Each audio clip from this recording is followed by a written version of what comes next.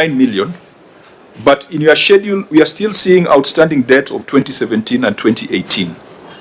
So that is the question whether your 59 million prioritized the older debt on a fast charge basis. And your officers should be able to just summarize and tell us how that debt has moved, having paid 59. Chair, the 59, you'll find it's most current. The older debt in relation to previous audit question number 5, most of those old debts supporting documentations are quite lacking. They're not, some majority of them are not verifiable. And we'll see some are going from 2015, 2017, 2018, 2019. So most current for the 59. So why are you carrying it as debt when it is not verifiable? When the courts gave you the leeway to use internal audit and whatever processes to establish your real stock of debt, when the accrual reporting now recognizes debt in your, I think debt now goes in your what's the name of this statement? In the statement of financial position. It is now taken as a liability. It goes into your balance sheet. In the past, it was just a disclosure. So why would you bring into your balance sheet numbers that are not verifiable? What is your plan to verify and close and say, this we shall pay, this we shall not pay? I know the amounts are not very huge compared to what we have been seeing in other counties, but there needs to be a commitment. We've got a pending bills committee that is examining all these debts, and we are waiting a report, particularly on these old debts, because as you rightly point out, their verifiability is in question, and some of them, you know, the creditors are demanding but without documents, but some of them the creditors are not demanding. But I think we need to undertake a scrutiny that is accurate and conclusive, and that's why we formed a pending bills committee to deal with this matter, and its work has not been concluded. Did it have a definite timeline? Yeah, but we are hoping that, you know, in the next 2 months we complete the exercise. Auditor General, this is something that you can look at when we see the percentages. I think, to be fair to the entity, we have seen cases where debt over 3 years sometimes is 60% of the total debt stock, which tells you that they are doing nothing to settle, they are doing nothing to verify. So I think this, because that's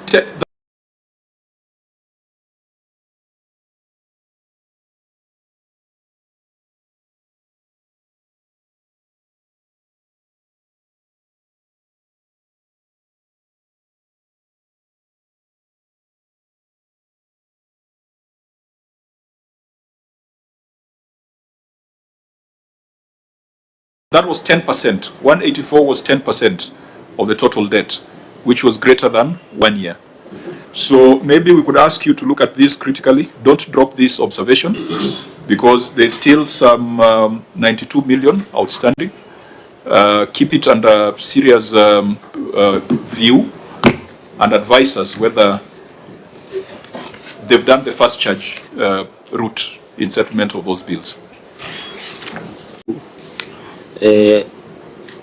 Governor, on the issue of employee payables, I thought these are statutory deductions and they must be paid because it is the money you deduct and from the employees. Why are you still owing these employees 294,173,952? And what is this first in, first out? That will be my question on employment payables. And what, the second question, what is the composition of these employment payables? As in lab fund, lab trust, what is the story behind? And finally, Chair, my second question, I've seen under 1 year, the aging analysis provided by note number 32 in your financial statements, under 1 year there is 1.7 billion, a growth of 90%. Why the sudden increment of this 90% within 1 year. What is the implication or this pending bill or trade payables? What does it account for? And finally, Chair, I've seen in the audit that there are some pending bills that could be held up to 10 years in the observation of the OAG certificate in this 32.75 million. Governor, this pending bill of 32 million plus, is it legible or ineligible? Can it be traced back to a specific accountability? Because sometimes I have that. My direct question, Governor, the third and final question is, did you do what most of your colleagues were doing, whether legible or ineligible pending bills as per the question of the certificate that there are some pending bills in Siaya County government that have gone beyond more than 10 years. So in this 32 that is grown beyond 3 years, is it legible as per the financial statements you have provided? Chair, I yield back the mic. That will be my 3 questions. Let's take Senator Maruma's question. Yeah, just one. On the employee payables, we have 294 million. Is it possible to have an aging analysis of that 294 million so that we can be able to know for the debt over 3 years, the 32 million, how much is trade payable, how much is employee payable? For the 2 to 3 years, 41 million, how much is trade payable, how much is employee payables? Is it possible to disaggregate it like that?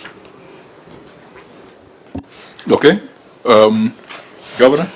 I think I'll give my colleague to answer to us the questions of detail. But I can say that at the time I took over office, we had a terrible position in terms of salary byproducts, which included the statutory deductions. Some of them were contributions by staff. Some of it was VAT and pay as you earn. NSSF, we had huge figures unpaid salary byproducts. But over the years, we have taken the position that salary byproducts must be paid, and that necessitated dealing with the arrears, but making sure that currently there are no salary byproducts that are not paid. The mechanisms that have been set by the Treasury now actually make it impossible for salary byproducts not to be paid when salaries are being paid. As to the aging, that can be done. We can be able to do an aging analysis as indicated by Senator Marwa. But let me see to... Okay, proceed. Susie? Chair, on salary payables, the 294, as of to date, we have already paid 150 million, and we are left with a balance of 143. And one of the huge debt that is still outstanding, it is defunct local authority. It's a debt of around 44 million. This we inherited. We have been reducing it year by year. We inherited around 75. Now we are at 44. And even for this financial year, we have budgeted around 20 or 30 million to be able to pay. This is from 2013. And then for pension, as Governor had mentioned earlier, we had inherited huge debt in pensions, which now, even this financial year, we have reduced this debt up by 45 million, to 45 million, which was 74. And the other huge one was insurance deductions, not the SACCO deductions, the 27 million, which we have also paid, and now we are having an outstanding of 13 million. Now, to cure this in FY 26-27... CC, where are you reading from? Sorry? Where are you reading from, those numbers, so that you can follow? Are they in Annex 8? And if they're in Annex 8, which page are they on? He has said, Chair, in addition, out of 294, 44 is attached to municipalities, that it's main 250 million. So can you segregate? Yeah, is that here? Yes. Because you have referred to Annex 8 additional, I've been looking for it because it could help us answer the question raised by the senators. There is an additional information that you should have provided in the attachment, which is here. It is not here. But if you go to Annex 32, Note 32 of the financial statements, you will see trade and other payables, employee payables of 294. So I was giving a status of the 294 to date. Yeah, that's okay. Yeah. That 294, you have paid some, you are remaining with a balance of 143. Yeah. We just wanted to get visibility on the makeup of that outstanding 143. Are they deductions that you have made and you have not remitted, or are you dealing with past obligations? That's just what we want to establish. We have dealt with the past obligations, and some of them currently are being dealt with. Did you say that 44 million is from the local authorities? The fund local authority, the 44 million, yes. 44 million. 44 million. But That's paid or outstanding? Outstanding. Outstanding. Yes. when you look at debt over 3 years, it's 32 million. How do you reconcile the two numbers in the aging analysis? Okay.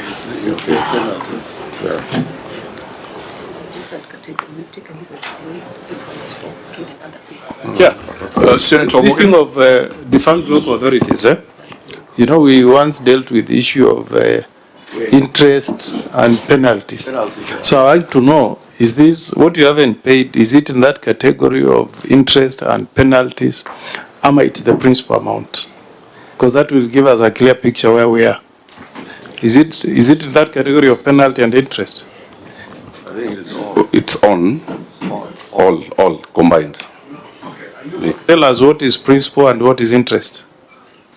How much is the principal amount and remitted, and what is on interest and penalties? Because we were told that COG was trying to negotiate waiver of interest and penalties. I don't know whether you have tried that from Siaya. I think at the level of the COG, we have been trying to deal with the question of penalties and interest because they compound the figures as years go on.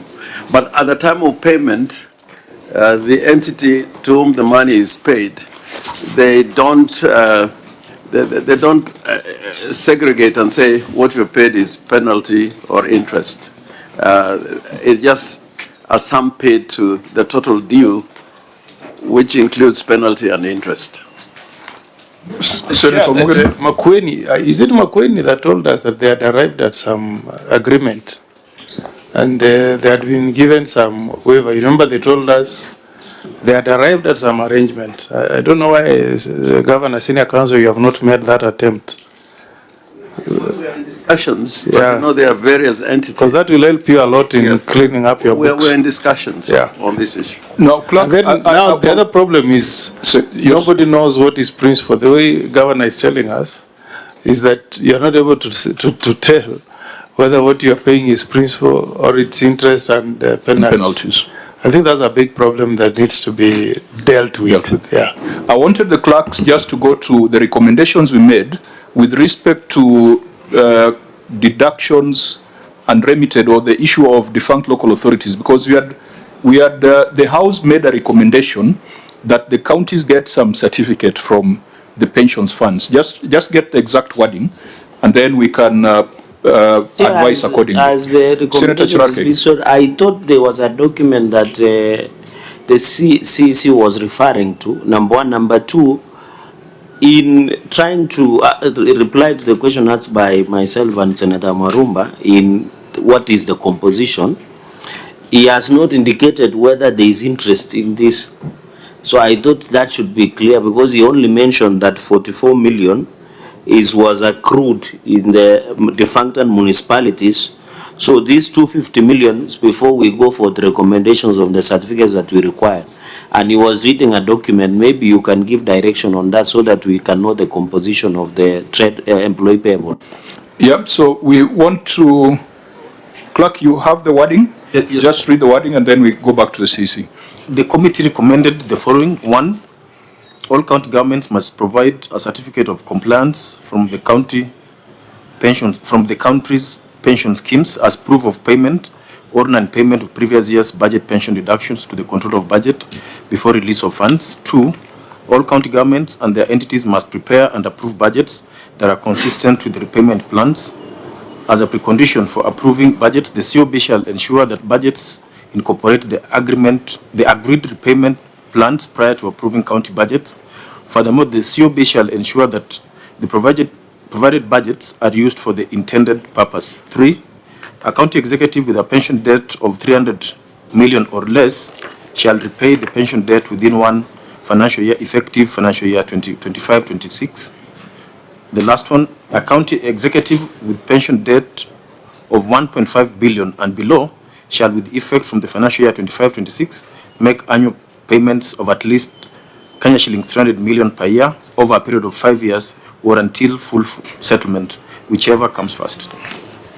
Did we make specific recommendations for Siaya? Because I remember the governor appeared, but we didn't... No, for Siaya we did not. So they are subject to the general observations that we made. Yes. We adopted the auditor's report as is. Oh, yes. So it means that these specific recommendations need to go out to Siaya so that at the next appointment, they should be able to show us a certificate of compliance from those pension funds, the payment plans, and the agreements that they've come up with from the pension funds. Yes, sure. And you will still go back to the issue of the breakdown.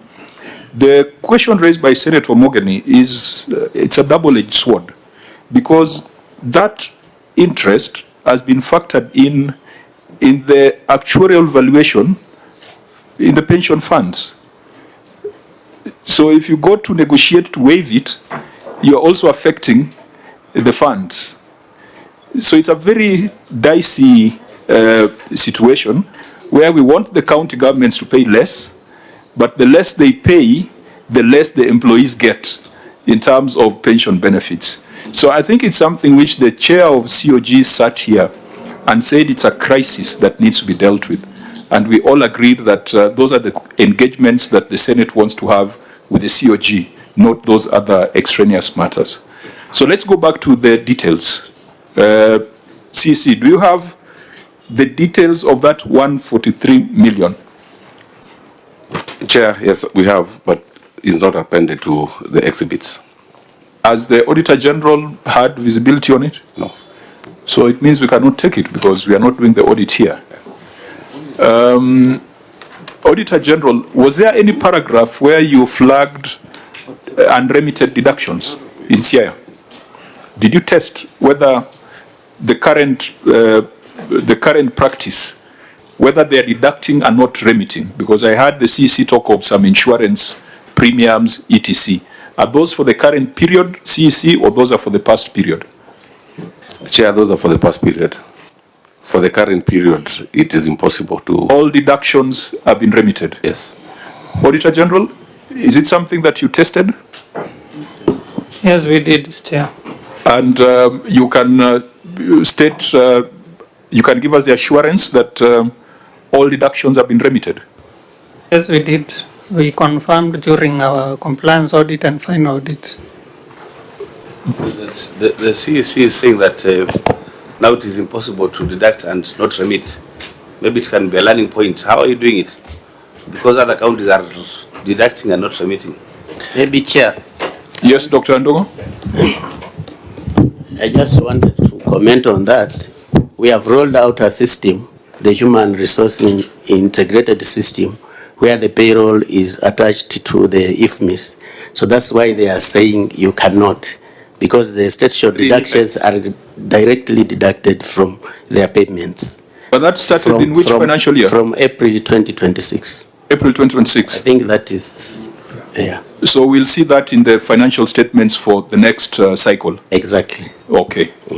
Senator Gataya, please go on record. Thank you, Chair. My name is Senator Mwenda Gataya, Mofaya, the member of this committee. Karibu, Senator. I also have communication from the Senator Siaya. He's chairing an energy committee meeting and discussing things that are of relevance to Siaya County. I think they are meeting the nuclear, I don't know whether it's still called Nupair. It used to be called Nupair when that gentleman was there. My engineer Juma. It's still Nupair. I think they're having a conversation on the nuclear project in Siaya. And I think that's a very, very important conversation. If he's able to complete the meeting in good time, he will join us. Senator Maruma. You've mentioned in Engineer Juma, and I discovered that it is him. I've actually moved across the world with him when I was in the Energy Committee.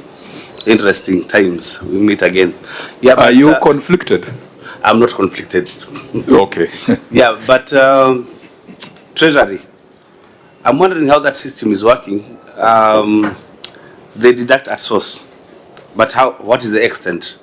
Because then there is the statutory deductions, and then there are deductions to do with loans, you know, for banks, you know, for SACCOs. Is everything, as long as the payslip is written, deduct this, they deduct everything, or how does it happen? Or it's only for the NSSF, you know, SHA and so on? Proceed. As far as we're concerned, it's universal. All deductions are paid, and they're not retained by the county. And we started that before the Treasury directions were made, because we had a big problem with these salary byproducts, and staff were not very happy about it. So we said we must pay the deductions at the time when they're due. You pay the entire salary and the deductions. For example, if it's in a bank, a contributory entity is with a particular bank, then that money goes to that bank directly. Okay. Auditor General, keep this in view because the next year that the CC is offering, we cannot take it at this point if you have not looked at it. Senator Chiraki. The governor did not respond on this under 1 year of an increase of 90%, 1.7 billion. He didn't give us a clarity. Although on the employee payables, all of us agreed that this was money that was already deducted, budgeted for and deducted. So where is it? That is the whole point. So the OAG and the county must tell us where this, now that the segregation has been provided by CCM, this 294, but this growth of 90% within 1 year of 1.7 billion on the note number 32. What is the composition, Governor? Governor, did you get the question? I still don't get the question. I apologize. Let me rephrase your question. Governor, Senator, and the principal of Linda Mwananchi. Let me repeat. Order. We have the governor of Siaya. But he has already declared himself as a party leader. No, that's anyway, that's another story for another day. Please. Yeah. So, under 1 year, that will be a story, it's reality. But is the chair, Governor, is the chair who is ruling it out of order, it's not me. So, Governor, my only concern within 1 year of all this total 1.8 billion chair, there was a growth of 1.7 billion of 90% within 1 year. So I want to understand the story behind it. That is my, if you can give me one. Where you're getting that? That is not number 32. I don't know where you're getting that growth because the opening balance was 1.4, which came to 1.8. No, here, if you look at aging analysis down there, under 1 year, they were in financial year 2024, and I think the chair has analyzed, there was a growth of 1.7 billion within 1 year. So the story behind it, out of 1.8 billion. I think I think it's the responsibility of the county to respond. Yes. Senator Maruma is a mathematics guru. No, to understand, because up here, where we have the trade and other payables, it was from 1.4 to 1.8. But he has corrected that he's looking at these lower numbers here. Yeah, the aging analysis was not number 32. I believe you got the question. I would not offer a response on your behalf. It is your numbers. Chair, if you look at note 32, page 33, The 1.4 is for 1st July 2024, and then at the end of that year, 1.8 billion. And then the aging analysis, we are not analyzing 1.4, we are analyzing 1.8. Now, the makeup of the 90% is 1.7 out of the 1.8. Now, what is the driver for this 1.7? For FY that year, you find... Chair, Can we establish whether that is growth or that is composition? Chair, that is composition. What is the composition of the 1.8? If you Fine, see the so total, it is not a 90% growth. It is not a 90% growth. Why is it difficult to provide that explanation? So, but in the analysis, it says under 1 year. Chair, can you look? Under 1 year, it was 90%, a growth of 1.7. The years have been given there. Total tied above is 1.8. So I really want to know the composition. It is them who have done the analysis, although I'm aware that somebody who did was not in good standing. But the point I'm trying to make is why this growth? That is my only concern. Okay. Because if the governor can tell us he was doing a project or something that created that exponential growth, then if there is a proof to that, we leave it there, Chair. And it is their own documents. Fine. Can you respond? I think the document speaks for itself, and I cannot do any better. When documents speak for it themselves, explanations do not add anything to it. My understanding is composition, like under 1 year, debt of 1.7 billion was 90% of the total sum of 1.8 billion. It was not growth. So, Governor, what is through the chair? What is the composition of this 1.7? Yeah, the question is, Senator Murumu? we did not pay 1.7 billion Yes, within 1 year. under 1 year. What is it? Is it salary arrears that delayed? What is it? Why accumulate a pending bill of 1.7 billion? That is what Senator Charagi is asking. Is it delayed exchequer that then after June 30th you are able to pay? You know that explanation. I think my vice chair is giving leading answers. I don't know where he should sit with us or sit with the governor. I'm confused. But Chair, I think the point is making, although he's leading the governor to maybe hold a clutching straw as he drowns, by telling him it could be salary. So the composition, because the governor, remember in your documents, you have indicated through the chair that he has a payment plan. So we want to know under this 1 year, if you had a payment plan and you have not paid in one single year 1.7 billion, what is the story behind it? Thank you, Chair. I think that's fair. You can make reference to the annexures that are before us.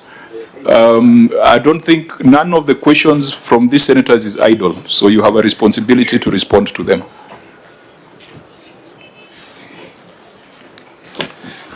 Chair, of the 1.7 billion, at the end of that financial year, you'll find we did not receive exchequer as of end of June. So it flowed into July. So heavily, the 1.87 is recurrent staff and development projects heavily. And then for that financial year, we had OSR that we were not able to meet, and hence the composition of the 1.7. Do you have that information now? How much was the exchequer that was released late? Is it possible for you to give us that figure now?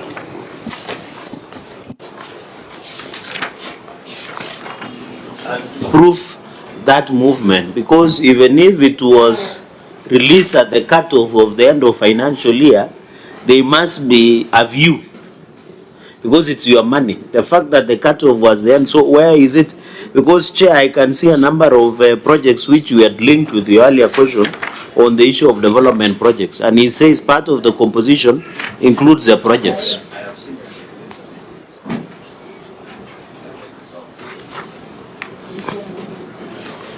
Chair, if you look at Annex 8, and then there's also additional Annex 8. Additional annex? 237. I can only see Page 237. 237.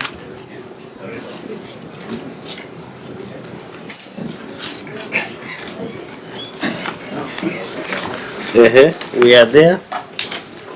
I think, CC, we are taking too long on this matter. Give us quick, direct answers. You have long annexures here. Just point us to the pages, and then if they speak for themselves, we can proceed. 237, page 237, Annex 8, and then there's a summary. We have put there under 1 year. The total pending bills was 1.7. Total amount paid to date is 573, 898, 967.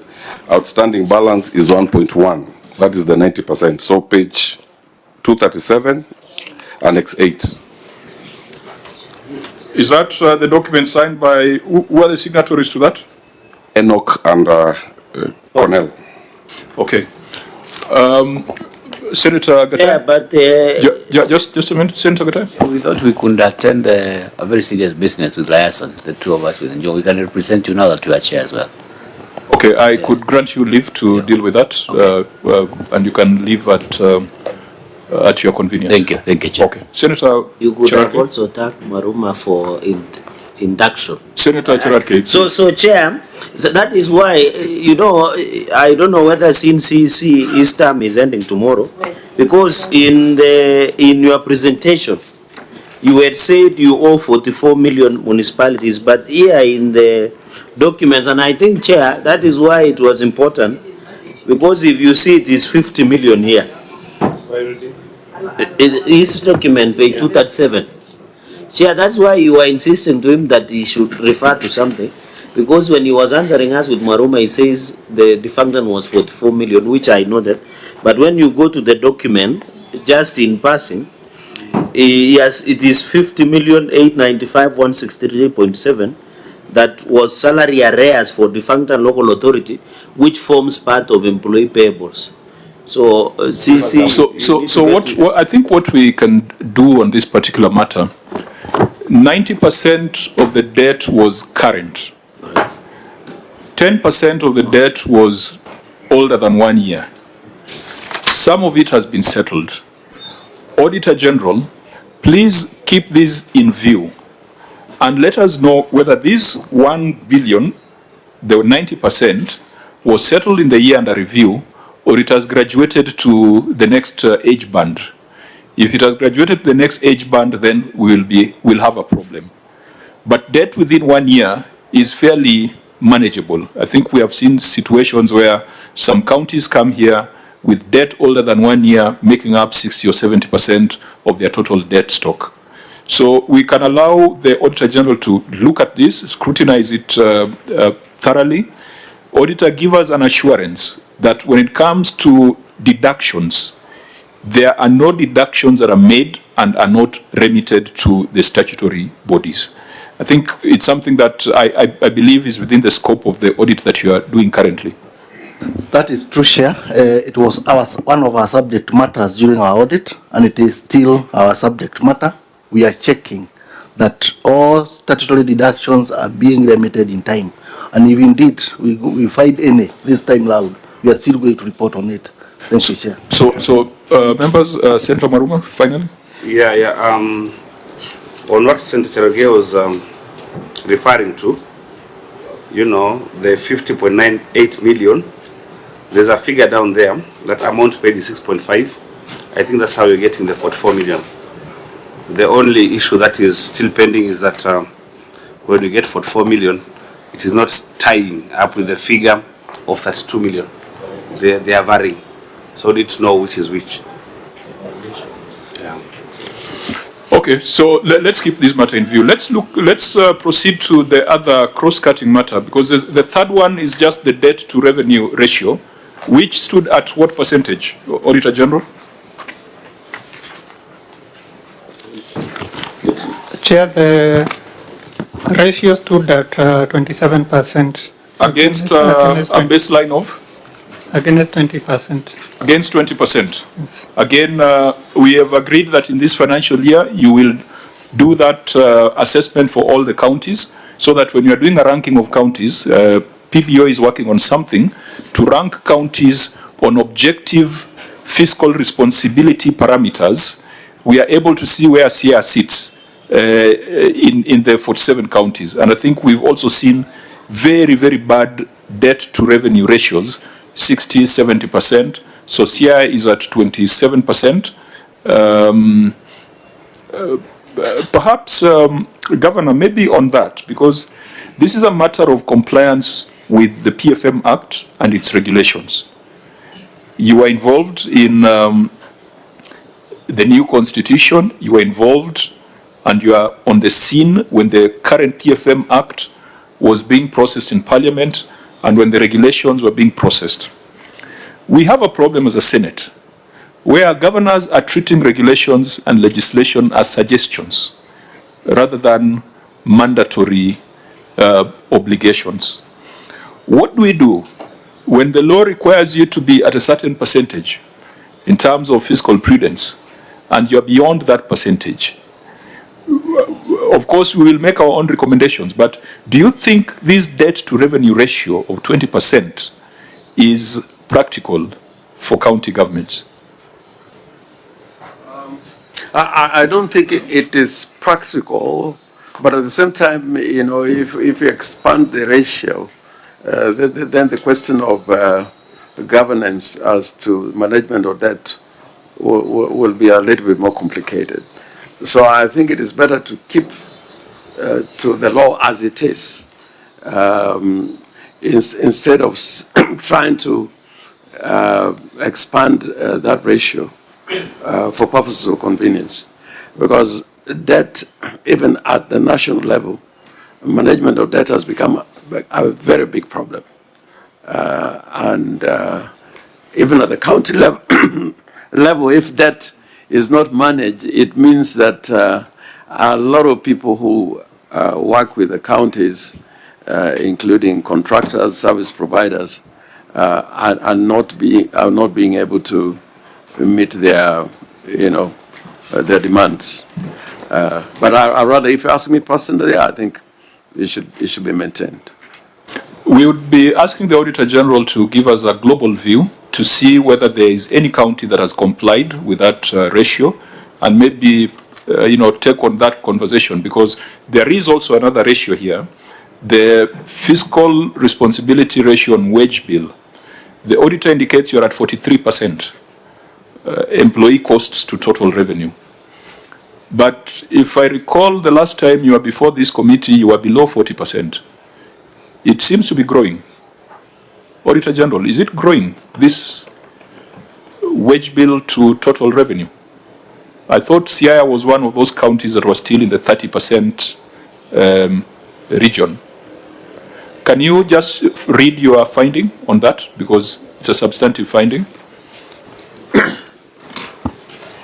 Thank you, Chair. Report on lawfulness, paragraph number 22. Non-compliance with fiscal responsibility on wage bill.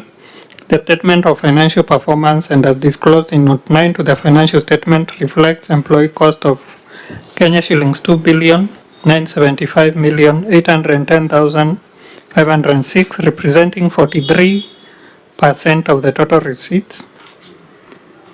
Amount of Kenya shillings 6,958,101,730.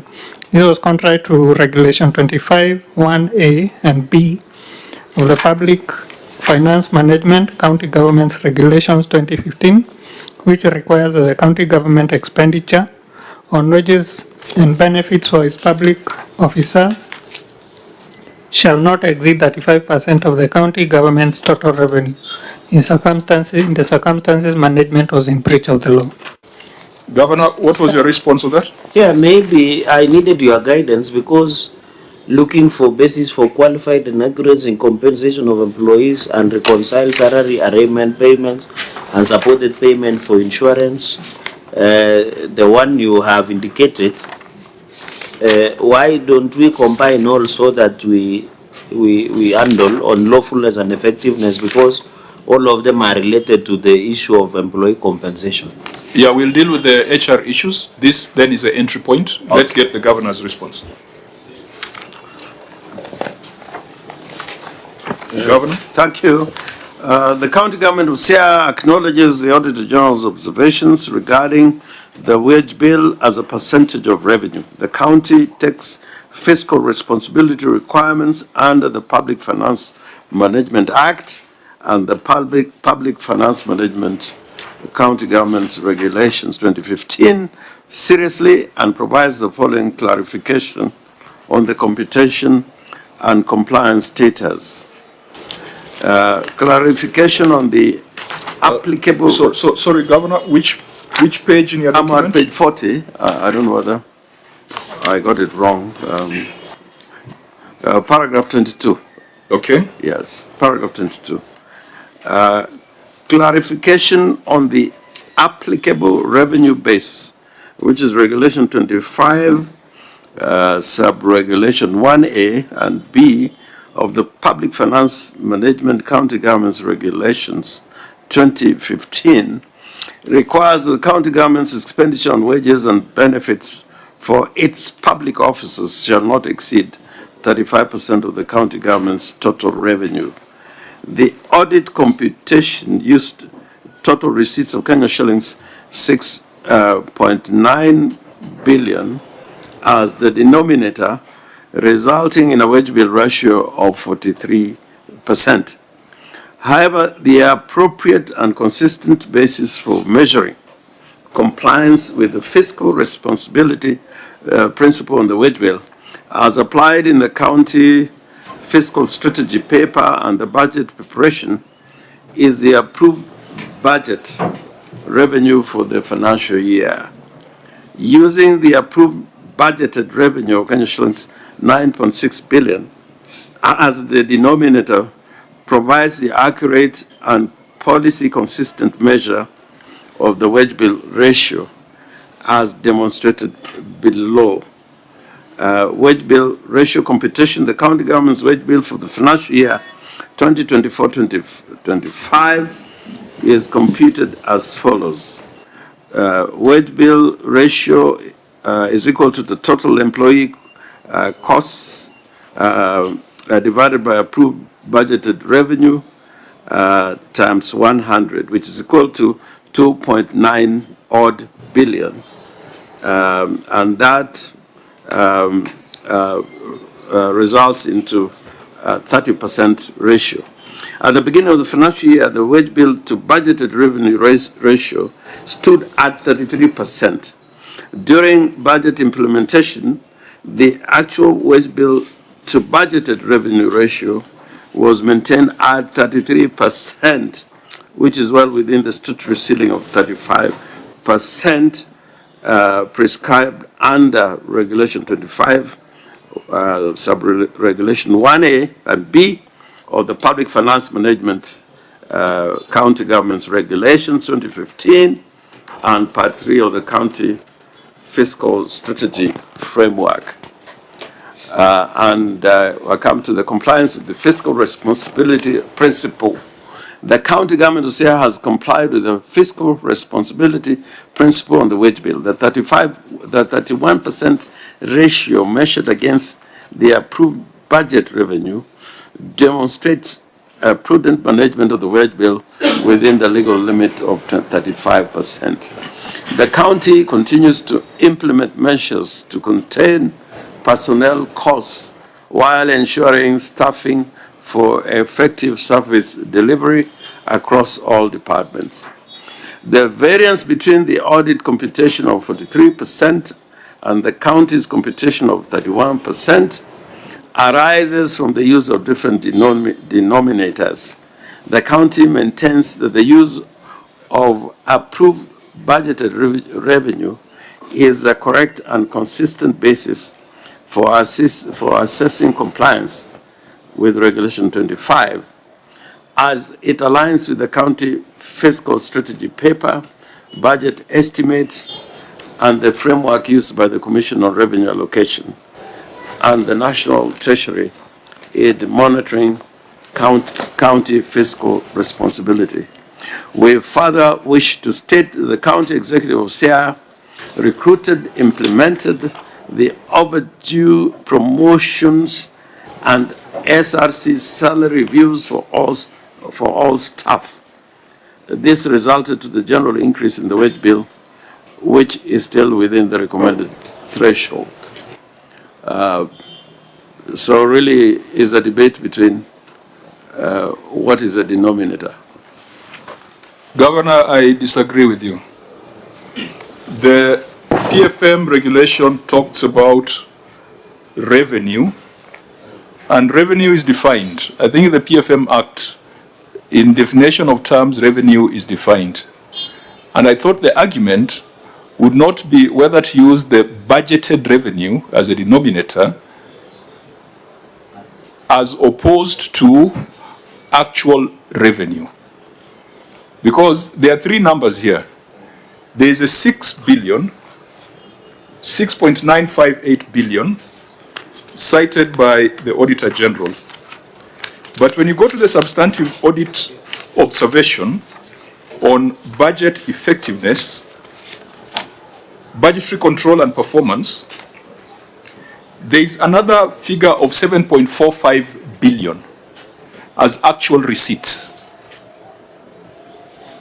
The argument should be, the denominator should be the actual receipt, not the budgeted revenue. Because the budgeted revenue, you underperformed by 22%. If we took that route, the national government would always be exaggerating its budget so as to justify its decision to take on debt. So, Auditor General, I want clarity on what is the total revenue for the entity. Was it 7.458 billion or 6.958 billion?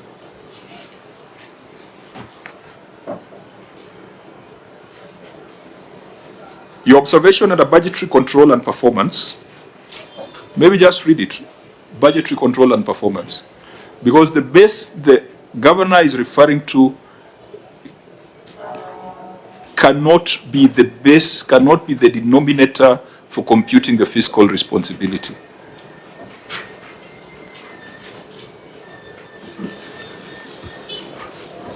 Emphasis on matter budgetary control and performance. The statement of comparison of budget and actual amount reflects final receipt budget and actual amount on comparable basis of Kenya shillings 9,602,122,988 and Kenya shillings 7,458,918,285 respectively, resulting in underfunding of Kenya shillings 2,143,204,703 or 22% of the budget. Similarly, the county executive spent an amount of Kenya shillings 7,486,87,487 against actual receipts of 7,458,918,285, resulting in an over expenditure of Kenya shillings 27,169,202. So, Auditor, what is the actual receipt? Because actual receipt should be the revenue. Yes. So here you are talking of 7.4 billion, and on this other paragraph you're talking of 6.9 billion. What should we use? Because it has been the view of this committee that the denominator should be the actual receipts or the actual revenue, rather than the budgeted revenue. But here we have got two different numbers for actual receipts. You're talking of 6? This is the transfer to county executive. The county executive is in this amount. Chair, we, using the CRF, the amount which was due to county executive is 6.9. What is 7.4? The total for the county government. Yes, it's the county government of Siaya. And I think the base should be the total receipts rather than some partial amount. Because clerks, if you check on the definition of revenue in the PFM Act or regulations, what does it say? It refers you to the CRA Commission for Allocation Act, where it is defined, is not defined in the regulations or in the act. Yes. It takes you to the Commission for Revenue Allocation. And how is it defined in that act? And is defined, revenue means all taxes imposed by the national government under Article 209 of the Constitution, and any other revenue, including investment income, that may be authorized by an act of Parliament, but excludes revenues referred to under Articles 209, Subarticle 4, and Article 206, Subarticle 1, A, B of the Constitution. So it is not offering any clarity on the issue. You know, Chair, Senator Mormo? the law can be unclear, although people say the law is very clear. But there's nothing as unclear as the law. And that's why we go to appellate courts and the Supreme Court. You know, numbers are very clear. If transfers from CRF, not 6, is 6.9, auditor, 6.9 transfers from CRF, not 6 of your statements. And then here you say, in emphasis of matter, budgetary control and performance, that the budget is 9.6, actual amounts are 7.4. Where is 7.4 coming from? You said for the total for the county government. County government, do you mean the executive and the assembly, or what do you mean by county government? Total receipts for county government.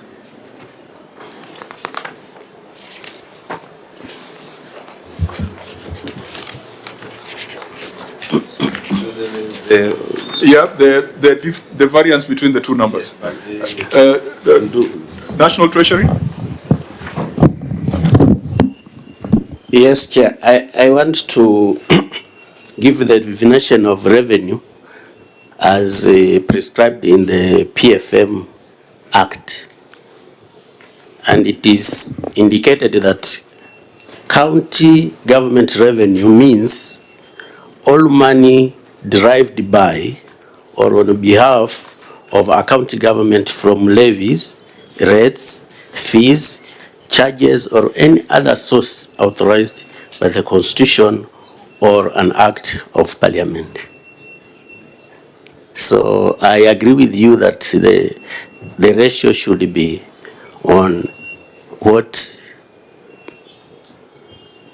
the county received. And then in the regulations, it provides further clarity and says, for the avoidance of doubt, the revenue referred to shall not include revenues that accrue from extractive natural resources, including as oil and coal. So, I mean, Governor Orengo is has made landmark,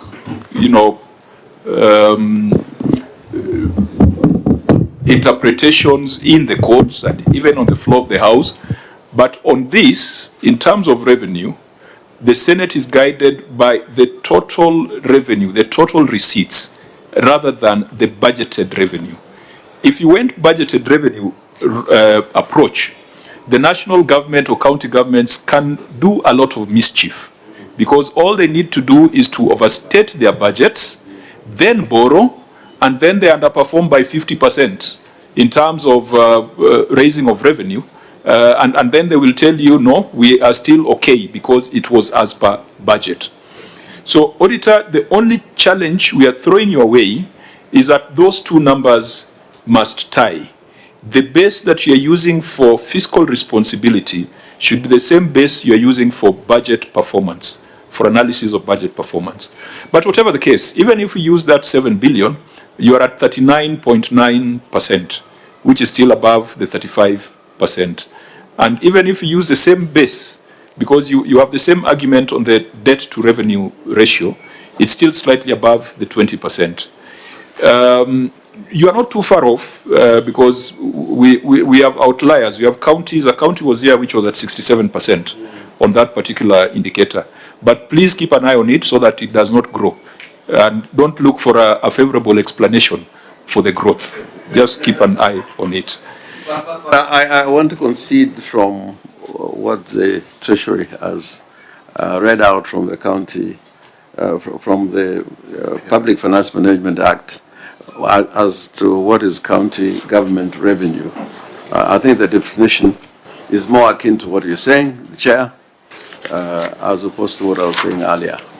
When the law is clear, it is wrong to try and manipulate it. So we stand directed on that issue. Okay, Senator Cherargei had proposed that we look at the HR issues all at once, and we've got very limited time.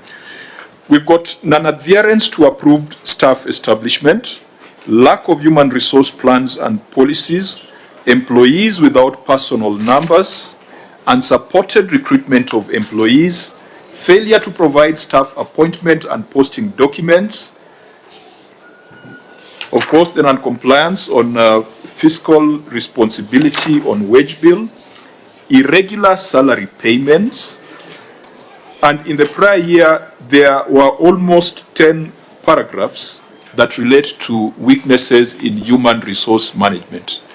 HR is a regulated profession, just like accountancy, just like law, just like procurement. Do we have the director HR in the delegation, Governor? Chair, in addition, apart from irregular, there is also unreconciled salary arrears, payments, inaccuracies, and also this issue of insurance.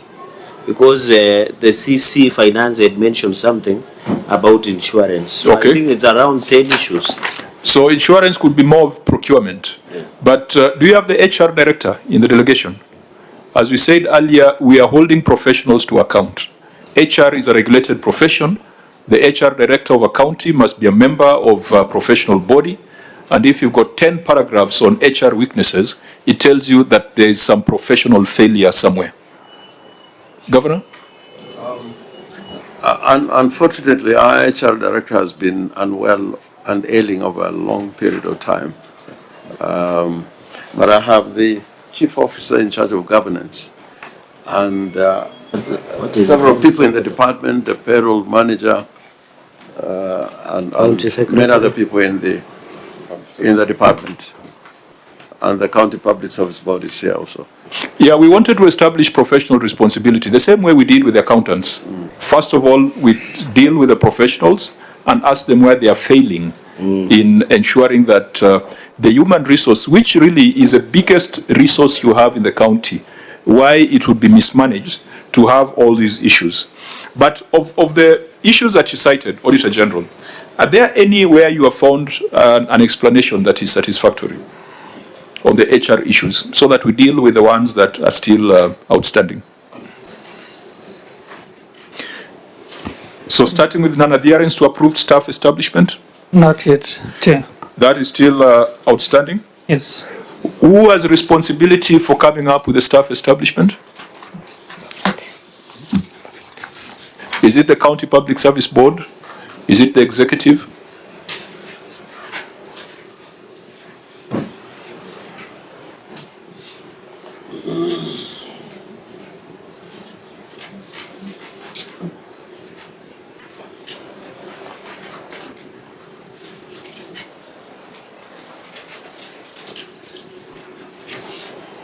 I thought the answer is in your finding there, Correct. where the board has been referred to on the approval of the staff establishment. Because you're saying that there have been creation and redesignation of positions without the authorization of the board.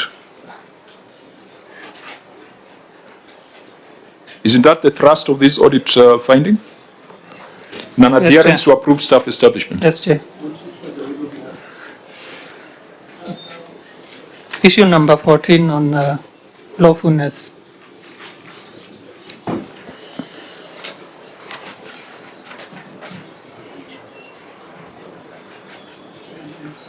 So do we have an approved staff? Do we have an approved staff establishment that the board has signed off? I think someone introduced themselves as the chair of the County Public Service Board. Sergeant at Arms, please provide the mic.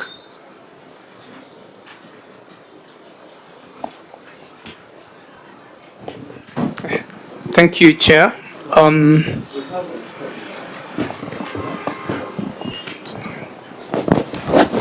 Sorry, Chair. On the enlisted issues on HR, the Public Service Board will respond to non-adherence,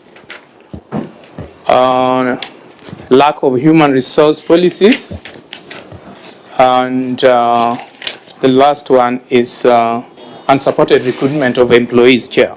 Okay, let's start with an adherence to approved staff establishment. Yeah, Do you have an approved staff establishment? I have my technical officer here. He'll answer the 3 questions. Okay. Please just reintroduce yourself for the record. Not everyone might know you. Okay. Engineer Collins Juma, Chair of the Board. Okay. The other officer to introduce themselves. My name is Wilfred Nyagudi.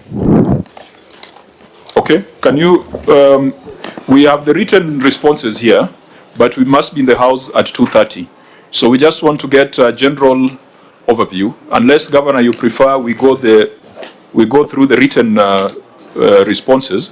We just want to get a feel whether this matter has been addressed. If it's not addressed, then we ask the Auditor General to look at it in the substantive audit. So the first question was, your staff establishment, is it approved, and when was it approved? Thank you, Chair. We do have an approved and authorized staff establishment, which was approved by the County Assembly, and it is under Annex 24. And so if you have an approved staff establishment, yes, is it a fact that there are 273 excess staff? Chair, it is job group in job group A, and 14 excess staff in job group B, as flagged by the Auditor General. Chair, thank you very much.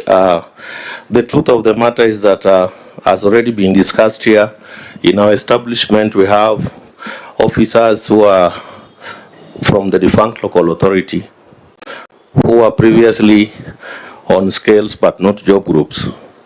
So these officers were largely in job group A and B, and they were inherited by the county government from the defunct local authority. These officers in our payroll, they do not appear with the designations that we currently use in the public service. So in the year 2013, an annex is also provided under Annex 24.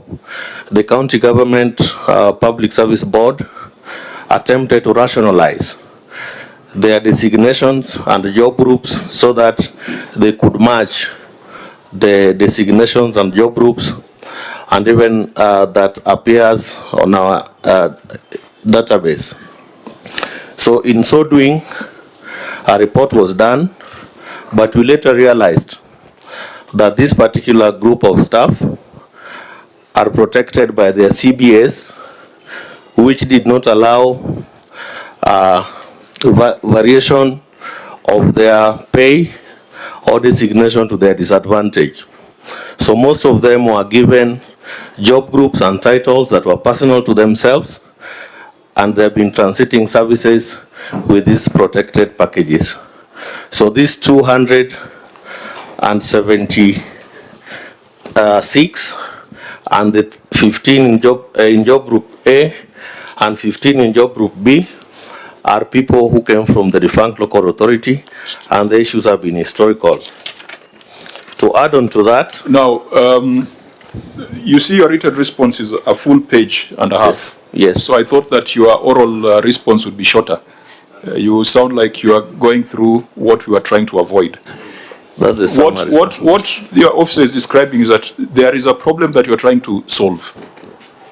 Have you solved it, or it's a matter that the Auditor General can keep in view?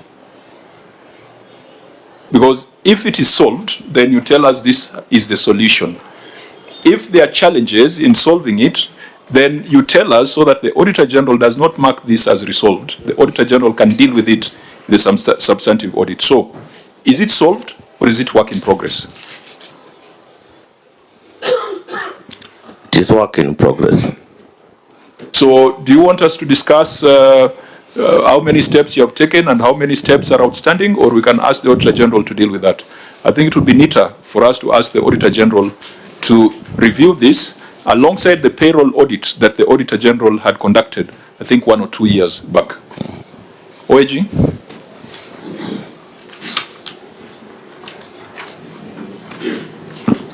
Thank you, Chair. We are well advised. We are going to keep it in view in the current year. Are these the same issues that emerged in the payroll audit? Because I know you did a payroll audit 2 years ago Yes, on most Chair. of the county governments. Yes, Chair. It was part of that. Okay, Senator Cherarke? So I didn't get maybe the County Public Service Board. So where are these excess 273 individuals and 14 staff? Because, Chair, if you notice, this is an adherence of staff establishment. Could it be linked to human resource plans and employees with personal numbers? So what is the fate of these two? If it was excess, does it mean it did not fit to the human resource establishment? And Chair, we have no situation where there is existence of ghost workers who sometimes are transformed into goons. So is there, where are these 273, and was there a head count or an audit to that effect through the Chair County Public Service Board? So where are these people? Yeah, this is a problem of long explanations. Yes. It gives birth to ghosts and goons. Now you have to deal with goons. And sanguinas in some cases. So can you give Senator Cherarke a short, crisp, direct answer? Thank you, Chair. These officers are in the county government and they are serving. So where are they? It is, you are the ones, when the OAG came, they found they were 273. Do they have personal numbers? Are they paid? Which departments do they work? Can you provide segregation? There is Annex 24, which has the names of all those officers and what they do in the county government. Oh, so it is not Annex 24. Let me assist you. It is Annex 23. 24 is something else. What's accurate annexure? This talks about the fact and local authority staff sustainability. What I can see, Chair, is on Annex 23. Is it Annex 23? Officer, what is the correct annex? Or is it 24? This one on defunctant. Defunct local authority. So these were members, sorry, that is 24. So the 273 are here. Yes. And you have indicated, what is this report about? Sorry, Chair, for taking long, because you have said did not attend due to various reasons, has been observed by County Assembly. Others you have said is on 3-year study leave. Others is did not attend. Why did they not attend?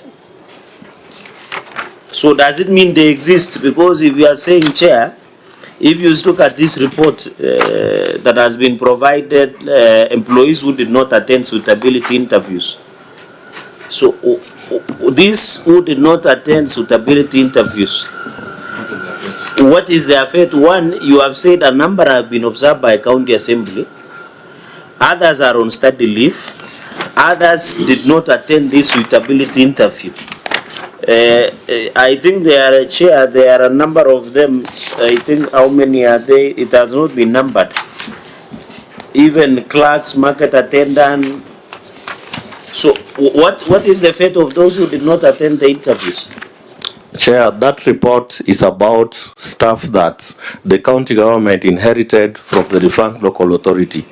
That is why you are seeing the designations are not matching the current designations we have in public service. So in an effort to rationalize their terms and conditions of service, the board undertook a suitability interview, taking into consideration their qualifications and where they could be placed. So that is the report. Sorry, Chair, you know you should do it with military precision. I just need a very specific answer. So they did not attend, they were fired. No, they were not fired. Where are they? They are working in the county government But they didn't attend suitability interviews. because they're already serving in the service. Why were you demanding that they attend the suitability interview? For them, for the board to rationalize their engagement. How did Was you it rationalize optional? without having them to appear before you? Yeah, maybe Chair, they need to tell us if it was optional and if there was a penalty if you don't attend. Yes. Number two, because for this query to go, you must give us an indication on when you will resolve this. Yeah, a timeline. Is it how many months, how many years? I think it should be months. When are you going to make sure that there is adherence to an already existing staff establishment? In addition to the Vice Chair comment, in fact, in your report, you have said of total 355 employees of defunct and local authorities were invited for suitability interviews. Only 308 appeared for suitability interviews. Was it optional? And where is that memo to show that it was optional? Chair, as I've already explained,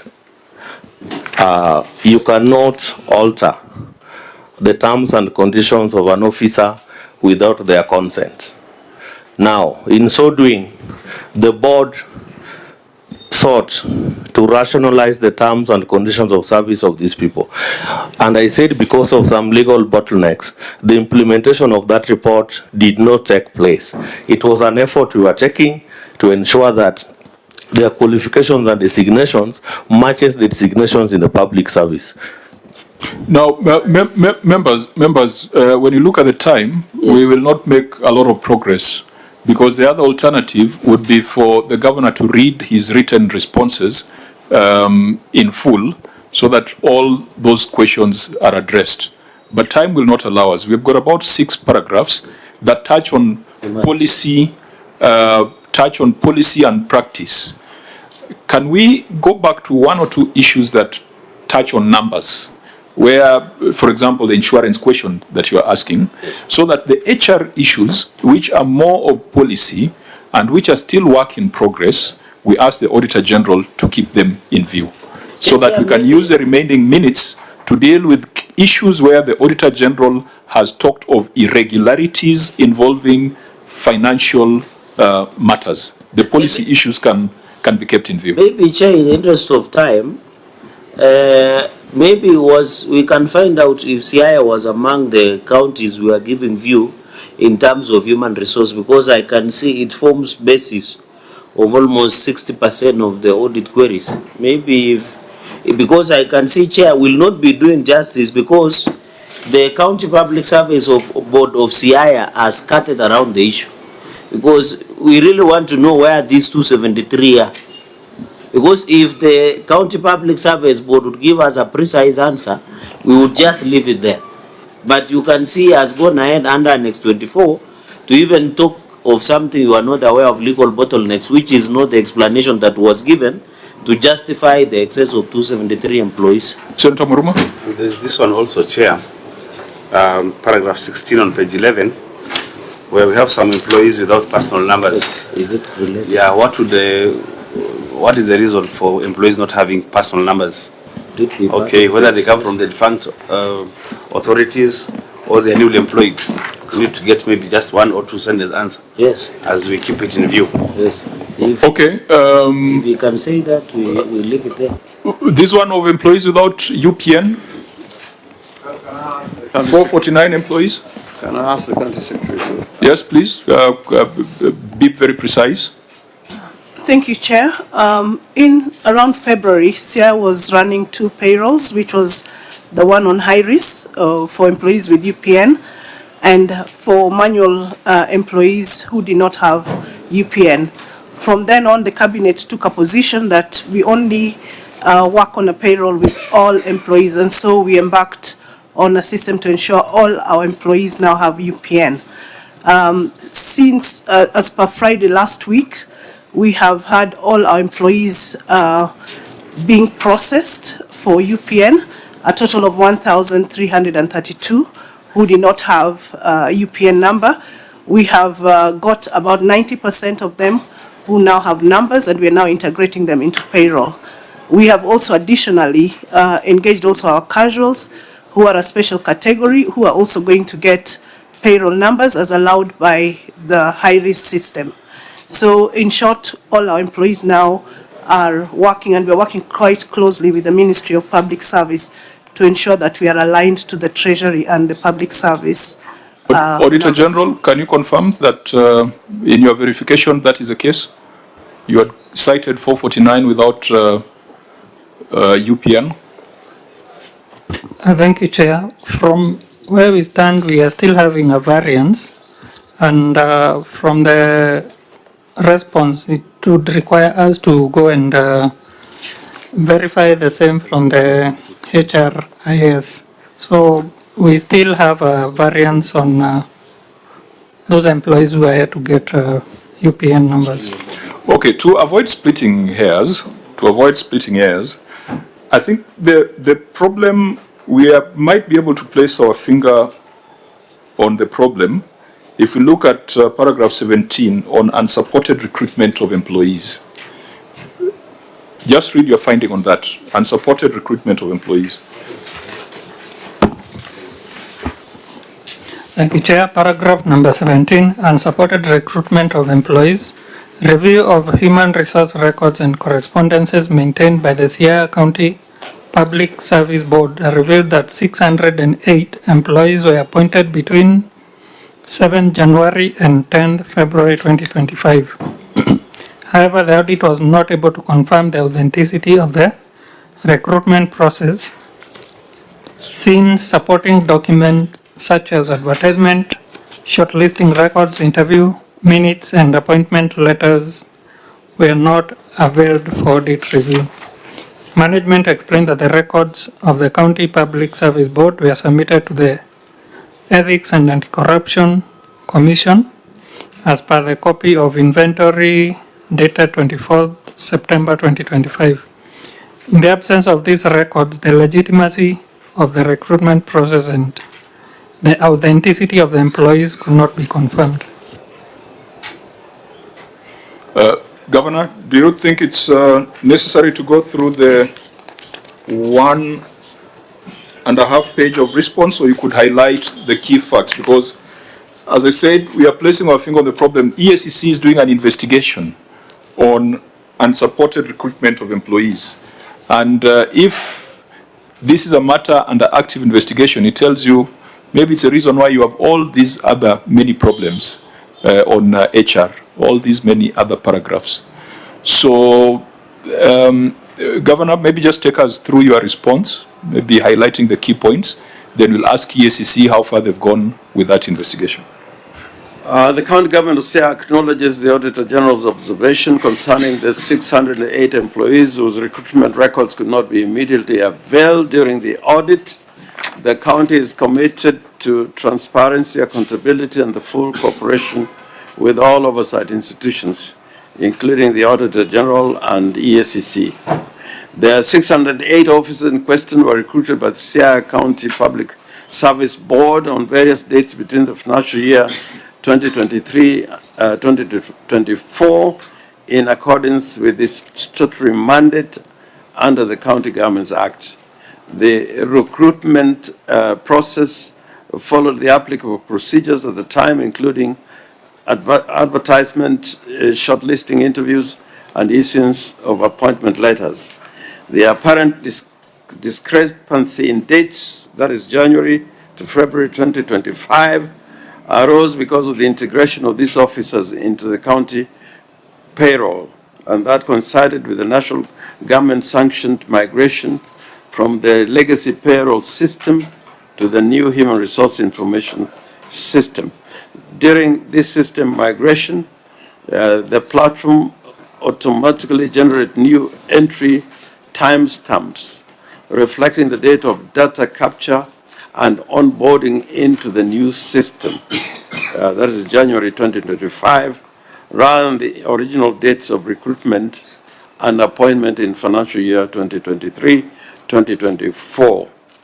In the course of fulfilling its constitutional and statutory mandate, the ACC visited the office of the Siaya County Public Service Board to investigate complaints that had been presented to it.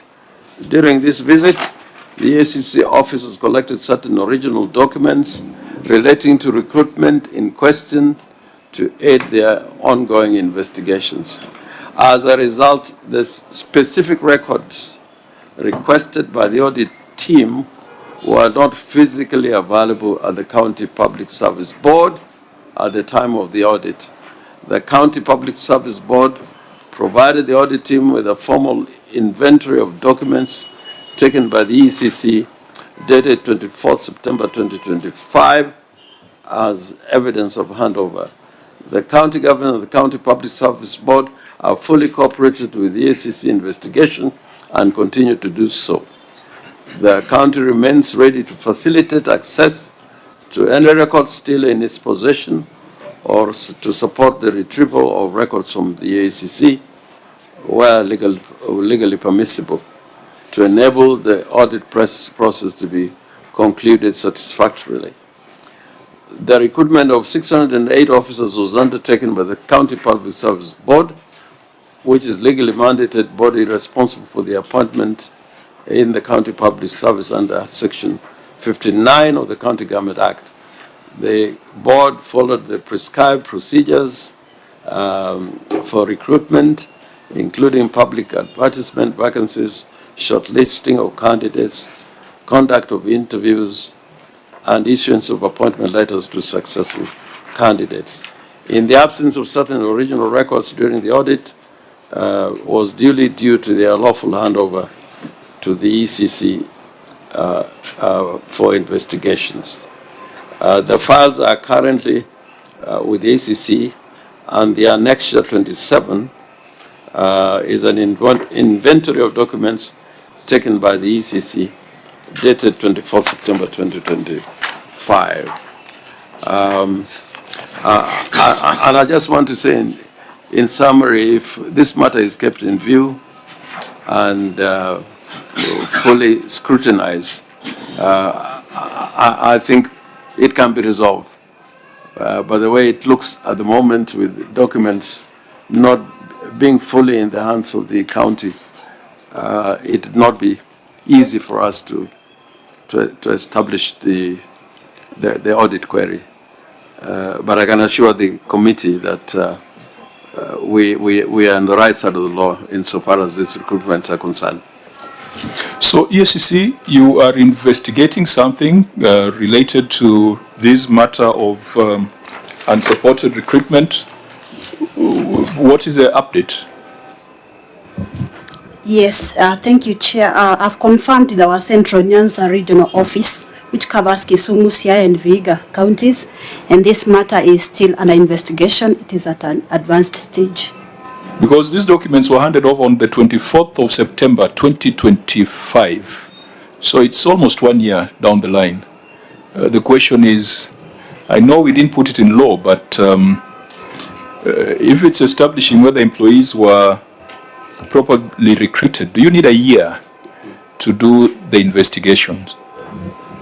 I mean, let's just be honest. Some of these things, it causes uncertainty and a lot of anxiety when EACC is holding records, and it means that it gives them a blank check to come any other time to raid and to ask for additional documents.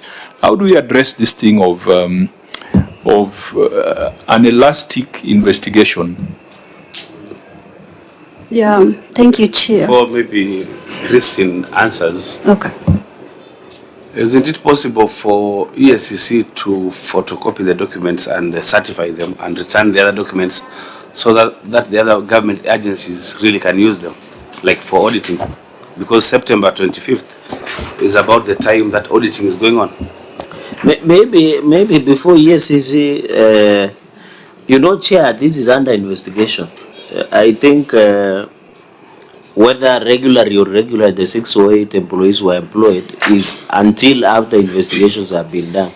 So I can imagine if the EACC finds later that it was not regularly done, you might have to follow up this 608 to refund the money. So I think it is a dicey situation. But my only concern with EACC, which I agree with the chair, is why is it taking long to conclude on this matter? And is it, when Kenyans and more people from Siaya, especially the 608 employees, would really want to know? Because if you just say active investigation, is it at case analysis?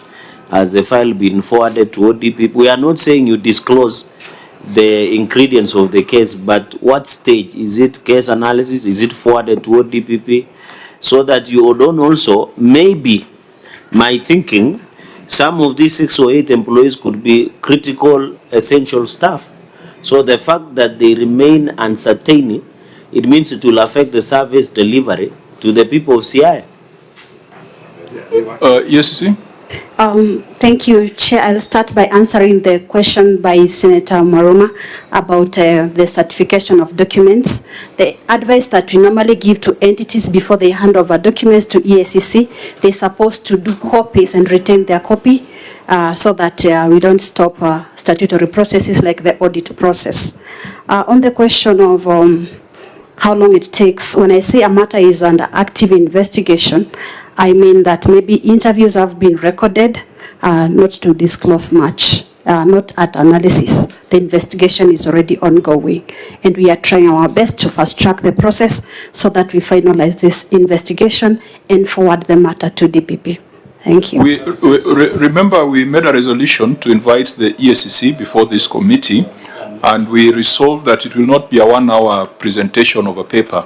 We will sit with the EACC for a full day, and we'll go county by county to get an update on matters that the Senate has referred to them. Because the language of active investigation is an indefinite thing that can also be weaponized, that investigations can close at a point when the persons involved are not politically correct. So we need to deal with that. If you look at, for example, the 24th item that was collected by the EACC on page 247, it is a Siaya County Public Service Board official seal. So does it mean that the County Service Board has not had an official seal since 24th of September 2025?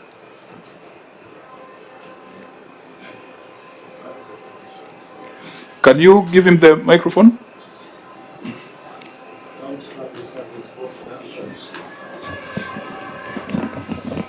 The seal has not been returned, so we don't have a seal. How does that affect your functions? Of course, we've not been undertaking functions that requires a seal. What are those functions that require a seal?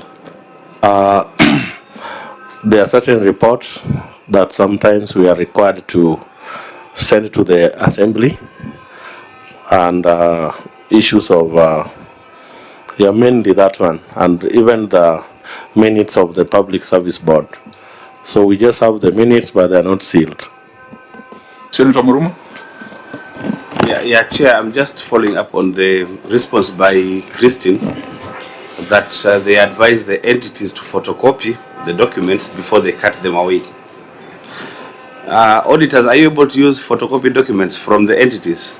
I don't think so. Certified? No, not certified. They photocopy and decertify. I think it is easier you photocopy, or it's neater. EACC photocopies and certifies, then leaves the original documents for the other entities. Yeah, not the other way around. That you entities now Siaya photocopy and remain with the documents, then they go with the originals. I thought it is neater that you photocopy as EACC, you certify, cut away what you have certified, then leave the original documents with the entity. How would they do with the seal? How will they photocopy the seal? The seal. You know, it's a problem. It's without getting into the substance of the investigations, there is a problem here. If you've confiscated the seal from September last year, then even if you direct the board to take certain actions that require the seal, they'll not be able to undertake it. How do we strike that balance between investigations and also enabling the institutions to function. Governor, oh, sorry, Senator Chawati. I have a big problem with the ECC. If I could enumerate the many documents they've taken away, not in relation even to this matter, going many years, I think you'll be amazed. I think it's a matter of as a matter of public duty, ECC should be doing speedy but accurate investigations. Because like this matter, so long as it's in the public domain that 605 employees were recruited or employed illegally without an answer from the ECC or prosecution by the NCC or a clean slate from the ECC, it is a public issue, which, as you said, can be weaponized.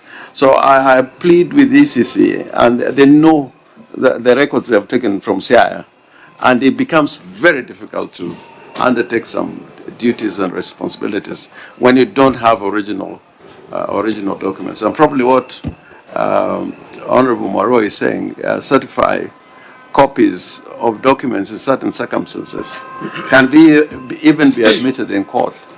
But to take the entire record from a county, vital records, without accountability, I think in the public service law, protection and retention of documents of those who are responsible is provided in law. But once it goes to ECC, they can disappear, and you have no recourse. So 1 year, I agree, is a long time, and it doesn't take 100 investigators to establish. There's 605 people. You can, in 4 or 5 days, be able to determine whether there was an advertisement for these jobs, whether there were interviews conducted, whether there were shortlisting, and whether there were appointments. I think it's a straightforward investigation. In any case, Parliament is given 90 days to consider the reports of the Auditor General and to make recommendations.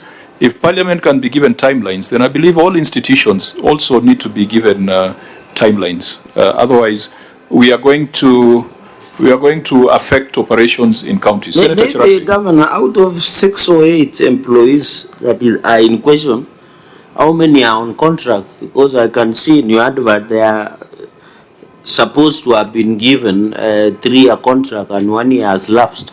So how many out of 6 or 8 that has been queried by the OAG were supposed to be under contract of 3 years? It is difficult to answer that question without those records. It's not an answer I can give off the cuff. I need to look at those records.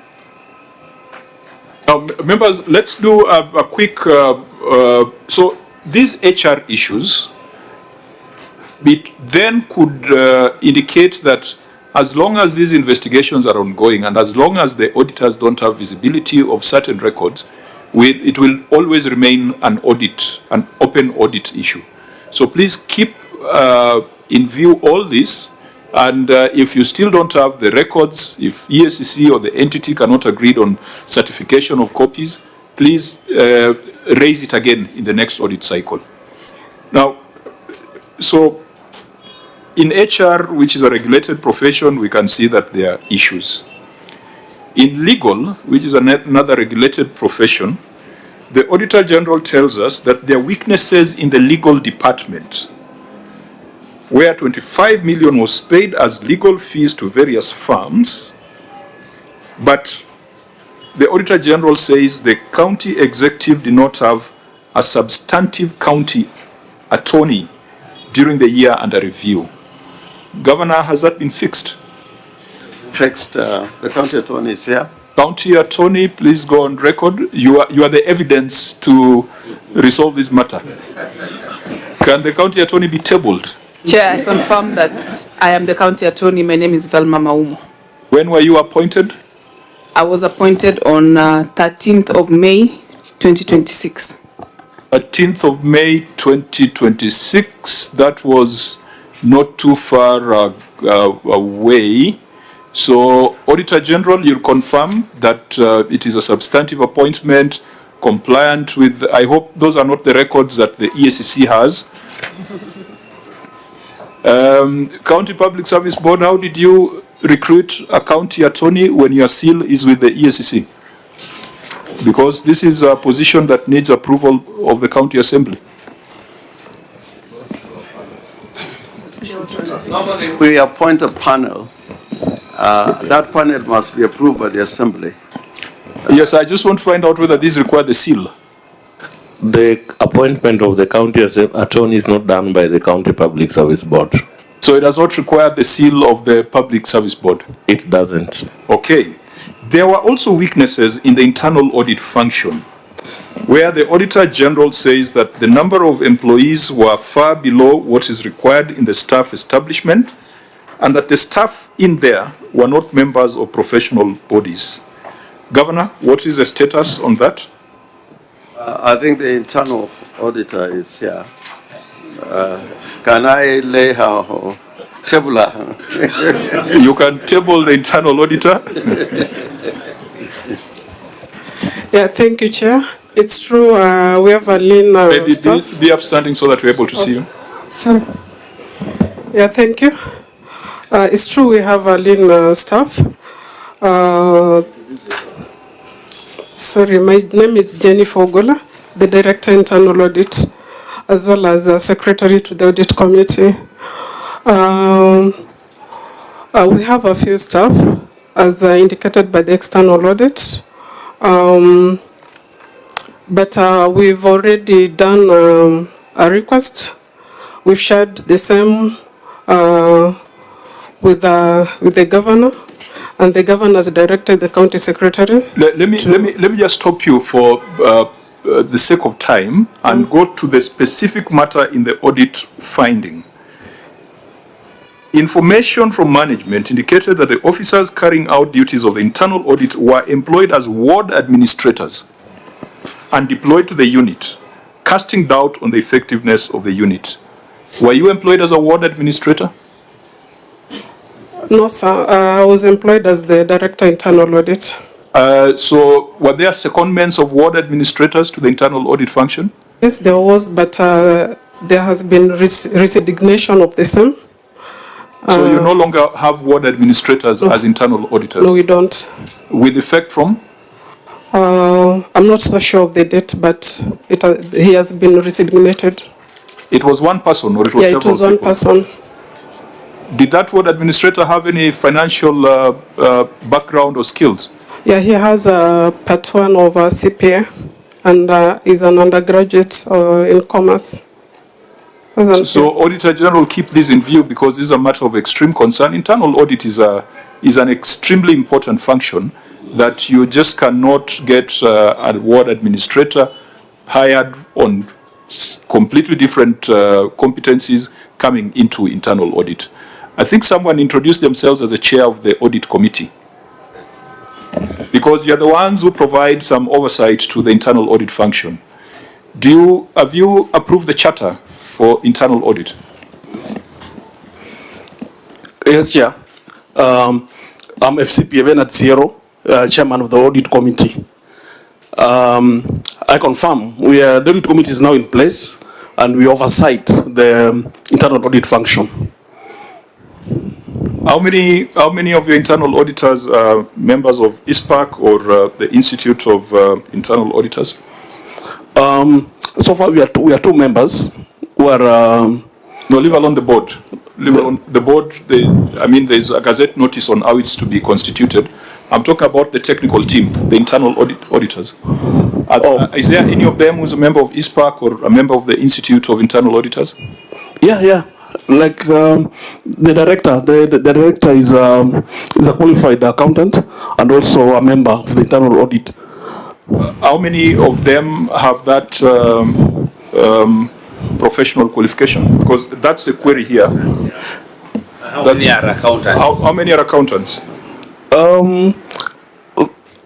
In terms of the accountants, I may not have the exact numbers. I think the secretary will be able to communicate on that. But what I know, there's a shortage. They still don't have enough numbers. Maybe as will be required for them to fully execute the internal audit function. FCPA, maybe we can learn from you. How do you interface with this report that we are considering as an audit committee of the county executive?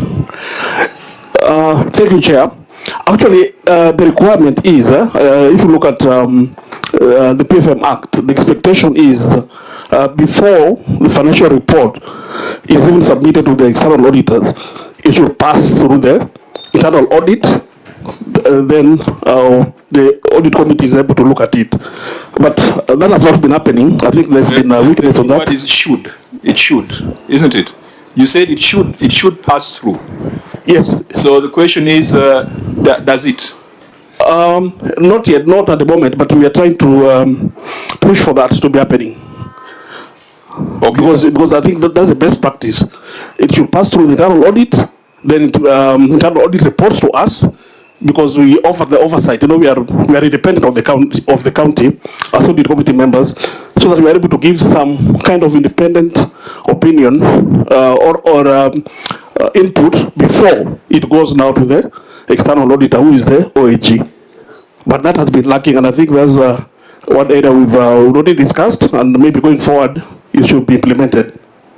We might draw on your experience also to look at the law, because under the PFM Act, there's a county PFM technical working group. Auditor? Yeah. At the county level, there's a technical working group under the PFM Act that is led by the CC Finance. How does it interface with the audit committee? Because you can have all these institutions, but if there are no synergies, then an FCPA will come and tell us what should happen rather than what is happening. I agree with you, Chair. I know there's a lot of work in progress, but we are hopeful that with time, we should move towards what is expected.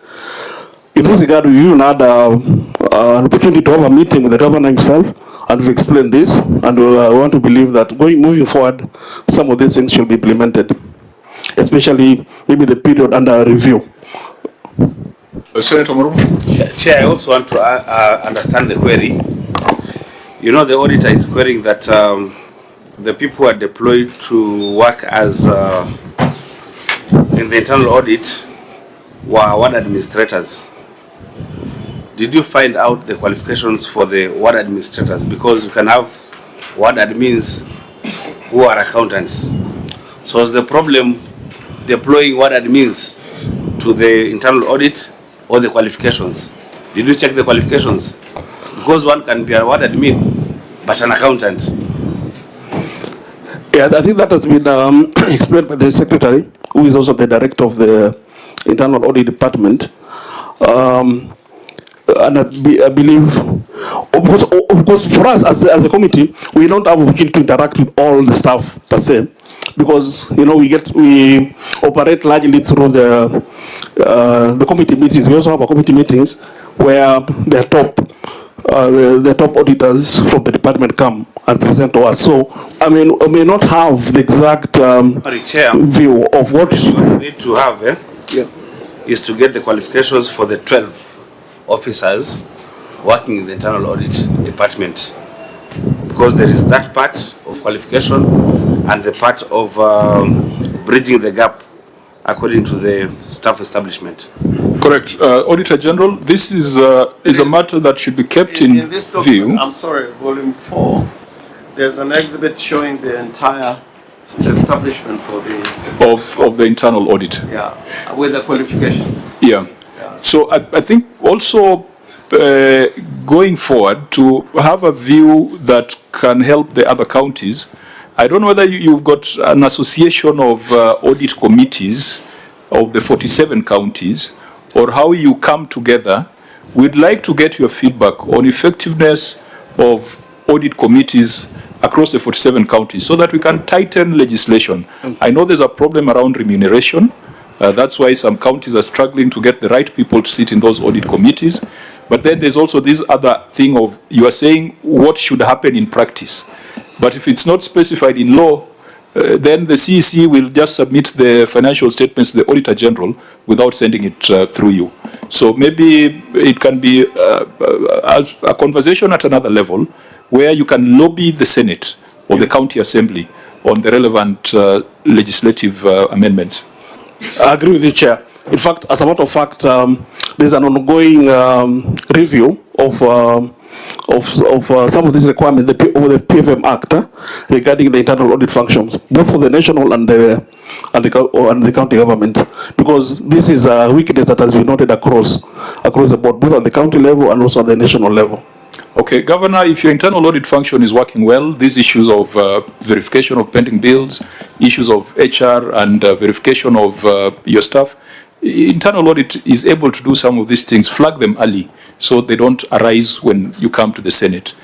Let me, you may have a seat, FCPA. Again, two other issues that are in this report relate to the climate change regulations and climate change funding. The Auditor General indicates that during the period of the audit, Siaya County did not have climate change, did not have regulations under the Climate Change Act. Now, I say this aware that as we speak, the 47 counties are meeting at Hotel Kempinski to address the implementation of FLOCA.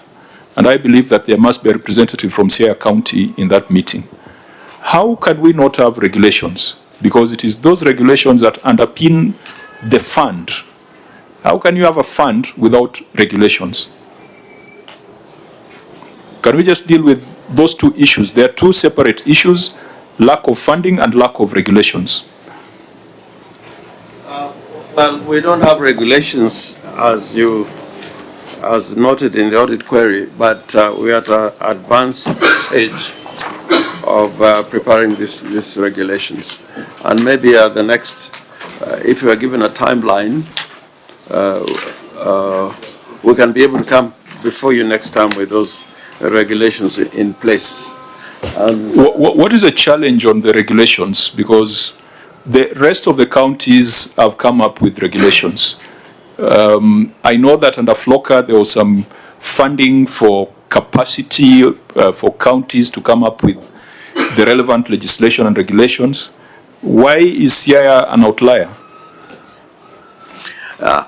I think in terms of application and implementation of the FLOCA program, from the funder, we are doing quite well. In fact, you know, Siaya has been getting additional funding, including this current financial year. We got an additional funding of over 100 million. That is because we have observed strictly their requirements. But I agree with you entirely that we should move with speed to have these regulations in place. I have no excuse at all. They should be in place. Governor, I think you will need to educate us. Which comes first? Is it the fund or the regulations? I know we've had this conversation for a long time in Parliament, that if a fund is to be established, it is the regulations that operationalize the fund. How then are you running the fund if the regulations do not exist? And it is the problem with the National Climate Change Fund. In 2016, when we did the Climate Change Act, when you were in the Senate, we said that there was going to be a National Climate Change Fund. To date, it has not been established because regulations have never been brought to Parliament. How can Siaya have a fund that is operational without regulations? Well, that will fall under the general spirit of the law. The Public Finance Management Act, and even derived from the Constitution, funds where there's no an existing fund like the climate fund, it would generally go to the CRF because that is what is established under the Constitution. But now we have a requirement by the funder that we must create a special purpose account in order to be able to, implement the project. So we have a fund or a special account, but that is on account of the funder, not on account of operations of the laws of Kenya. Obviously, even a fisherman like me knows that the spirit only comes in when the letter is unclear. The letter is that a fund is operationalized by regulations. And a fund and SPA are different. The SPA is just an account, a bank account. Or maybe we are asking the wrong question. Auditor General, was there a fund? Was there a fund? Actually, there's no fund. There's no fund. Yes, Chair, they do have a fund and we actually audit it. So there's a fund without regulations? Yes. Siaya County Climate Change Fund. Senator Mwaruma. Yeah, Chair, because the act is already there. The Siaya County Climate Change Act of 2021. Now we need to pin the scene on the sinner, because since 2021, the CEC member in charge of climate change was bequeathed to the responsibility of making the regulations, but he or she has not done that. You know, there's a breach of the law. So to mitigate it, I don't know how we need to give some sanctions to that person who dropped the ball, the CEC in charge of climate change, so that we can mitigate on the breach of the law. Yeah, so that was a regulation-making entity. It was a CEC in charge of climate change. But again, control of budget. How do you have a fund established without regulations? Okay, to make a note on that, I don't think whether the controller will approve any money like the funds without an act. So I think there is the an act issue is there, yeah, but the regulations establishing the fund have not been done. She can't be able to authorize the money when the regulations are not there. So Auditor General, there is an issue on that. Can you confirm whether it is a SPA that they are calling a fund, or it is a real fund? Because a fund cannot exist without regulations. And if CI is doing that, then they are grossly in violation of the law. And as Senator Mwaruma says, we need to pin that on the offender. And we must also talk to the National Treasury, the Climate Change Directorate, and ask them why they are making disbursements to a county without a fund. Even though one of the issues here is that the disbursements from FLOCA did not come to the county. Most likely it's because of non-provision of the regulations. Please keep this in view, Auditor General. You can do some depth and control of budget. Please find out whether it is true that a fund exists without regulations. There were a few other things we could have addressed, but we have only 1 minute to our stoppage time. The issues that we have not dealt with can be kept in view. County Assembly would be happy if you could share with us your adoption, the minutes or the Hansard for adoption, because I believe that when you tabled your report, there was some debate on the report, so that we can take into consideration your report, the debate by the members. It can influence or it can help us to come up with our own report on this particular matter. Mheshimiwa Kinyanyi, that's something you can, I think just providing the Hansard is something you can do almost immediately. Yes, it can be done. Okay. But not today. Yeah, I'll make sure that it reaches the office. Yeah, please. Maybe in 7 working days, your clerk can undertake to provide us with that evidence. While the meeting was progressing, I have a copy of a letter dated 28th of July 2026, addressed to the clerk of the Senate with the subject notification of illegal status of George Nyingiro in respect of county financial matters. The letter has been brought to my attention. I've been informed that it was received at the clerk's office yesterday, and it is being processed, and it will be directed to the relevant committee. Once the relevant committee is seized of the matter, I believe the governor would probably get an opportunity to respond to the allegations that are in that letter.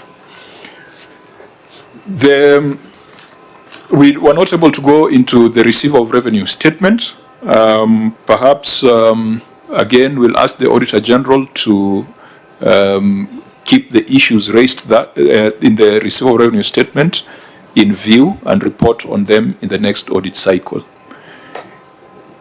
I would wish that at this point we bring the meeting to a close, and I will ask the chair of the Public Accounts Committee, Siaya County Assembly, do you have any observation now that you had already considered these reports? Thank you, Chair. There are a few things that we talked about the advice on the PAC. Siaya has got no shortage of PAC. It's only that the posting, they are there but they've never been posted. I think that one the governor can make a follow-up on that. This is a recommendation that we had also the same with the auditor and many other things that have been discussed. If you can check on our recommendations, they are almost similar things. We need a better Siaya and not with a lot of complaints the way they are with the auditors. Thank you. Thank you, Chairman. Governor, your closing remarks. I want to thank the committee. It is always a pleasure to appear as an entity that does oversight of counties, and I think we are better placed in running our counties when these issues are discussed in this committee, recommendations given or directions given by the committee. So we'll continue to work together with the Auditor General. I liked the Chair's observations about the internal audit, that many of the issues that come to the fore could actually be dealt with internally if that office is used effectively. So I look forward to the next appearance before the committee. Thank you, Governors. Vice Chair, unless you have any comment, you are not one of those who are saying a final meeting. We shall not make reference to whatever is on the order paper. We will be asking ISPAC to review the suitability of their members, particularly those in Siaya who prepare financial statements.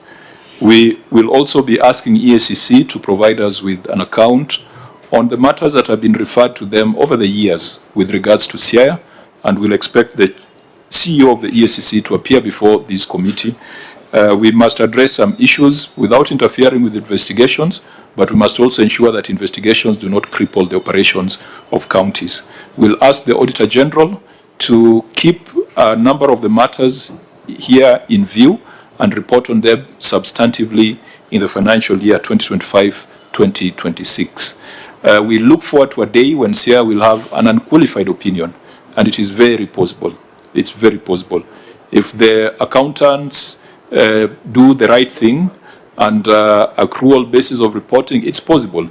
So that when you come to the Senate, we are dealing with issues of lawfulness, issues of effectiveness, issues of controls, issues of governance.